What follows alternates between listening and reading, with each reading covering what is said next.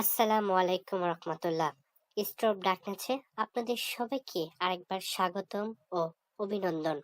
যারা আপনাদের যে কোনো আধ্যাত্মিক প্রশ্ন, কবিরাজি অথবা তান্ত্রিক ফিকিরি যে কোনো প্রশ্নের উত্তর জানতে চাইলে অবশ্যই আমাদেরকে কমেন্ট করবেন। আপনাদের কমেন্টে শীঘ্রই জবাব দেওয়া হবে আমাদের এক্সপার্ট তান্ত্রিকদের মাধ্যমে। ধন্যবাদ সবাইকে। আজকে আপনাদের এমন একটি বিষয়ে আমরা আলোচনা করব যা হয়তো আপনিও এই সম্বন্ধে কোনো না কোনো তথ্য খুঁজে বেড়াচ্ছেন। ইউটিউবে এর অনেক বিচিত্র রকম ধোঁকাবাজি আপনার নিয়ম পাবেন, কিন্তু আমাদের নিয়মটি সবচেয়ে ব্যতিক্রম, কারণ একটি সম্পূর্ণ কোরআনের আয়াতের মাধ্যমে এই নিয়মটি করা হয়। হিন্দু ভাইদের জন্য ব্যতিক্রম আছে, যদি প্রয়োজন হয় অবশ্যই বলবেন। চলুন কথা না বাড়িয়ে কাজে চলে যাচ্ছি। অনেকের বাড়িতে ভূত পেট পিশাচ যখনই পড়ে, এমনকি নানা দেব দেবী থেকে শুরু করে খারাপ আত্মার বসবাস। আপনার ঘরে ঘুমাতে পারছেন না, ঠিক রাত 12টার পর আপনার ঘরে টেনে চেলে কেউ হাঁটছে অথবা জোরে জোরে ইটা মারছে।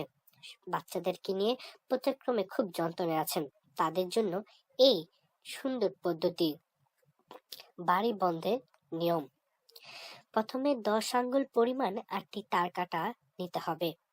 প্রত্যেকটির উপর সূরা ইখলাস 25 বার পরে ফু দিতে হবে। এরূপ 4টি লোহা পাড়িয়া নিতে হবে। 3টি গ্লাস অল্প মোটা সরা লইয়া প্রথমে সেটার আয়াতের একটি গোপন আয়াত লিখতে হবে, সেটি আপনাদেরকে আমরা কমেন্টে বলে দিব। মোট 4টি পাতিলা নিতে হবে, 4টি লোহা এবং 4টি পাতিলা। 4টি লোহা পরিয়ে প্রত্যেক পাতিলার মুখে লিখিত সরা বন্ধ করিতে হবে এবং একটি লোটা পানিতে 33 বার আয়াত পড়তে হবে। বাড়ি যত দূর পর্যন্ত রোগী চলাফেরা করে থাকে তার 4টি কোণায় তা নির্দিষ্ট করতে হবে। হাতের পরিমাণ গর্ত করতে হবে। 4টি গর্তে পার্শ্ববর্তী 4টি লোহাপূর্ণ পাতিল রাখিয়া তাহার নিকট 4 জন হাফেজ দণ্ডবান হইবে। প্রথমে সূরা সাফাহাত, এরপর সূরা ইউনুস, এরপর সূরা ইয়াসিন এবং এরপর সূরা জিন একবার করিয়া পড়িতে হবে। আমলের স্বয়ং এক কোণা হইতে একটি কাছে কিংবা লোহের জন্য কোন অস্ত্র দ্বারা দান্দের টান দিয়ে প্রথম স্থানের সাথে মিলিত করতে হবে, অর্থাৎ গোল দাগ দিতে হবে। দায়রা শেষ হওয়ার পর আয়াতুল কুরসি পড়ে শেষ করিতে হবে। এরপর সীমানার বিভিন্ন স্থানে 4টি কলসি পানি ভিতরে কিছুটা পানি পড়াও মিশাতে হবে। 10 জন লোক পানিগুলো ছিটাইতে থাকবে। তাছাড়া শুধু পানি ছিটাবার কাজই করিতে থাকবেন না, একজন মুয়াক্কেলগণের সামনে দাঁড়িয়ে আজান দিবেন।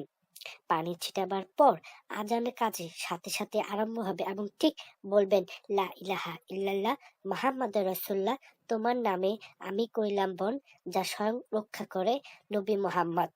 এবং এটি বলার সাথে সাথে এক সময় পাতিলে 4টি গর্ত মাটিতে চাপা দিবেন।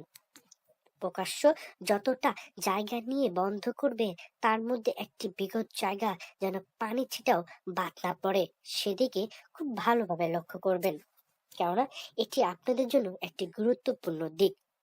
4 জন হাফেজ পড়ার পর কাজটি কিছু পূর্বে আরম্ভ করিতে হবে। প্রত্যেকটা ঘরে পানি ছিটাই দিবেন, কোনো জায়গা যেন বাদ না পড়ে, তথা দুষ্ট জিন শয়তান ভূত পেত কেউ বাহির হইতে পারবে না, ভিতরে থেকে ক্ষতি করিবে। এর জন্য একটু জায়গায় বাদ দিবেন না। বন্ধন শেষ হলো। এবার দুষ্টচিন্দের দলবদ্ধ নিয়ে অনেক সময় আপনার বাড়ির ক্ষতি করতে চায়।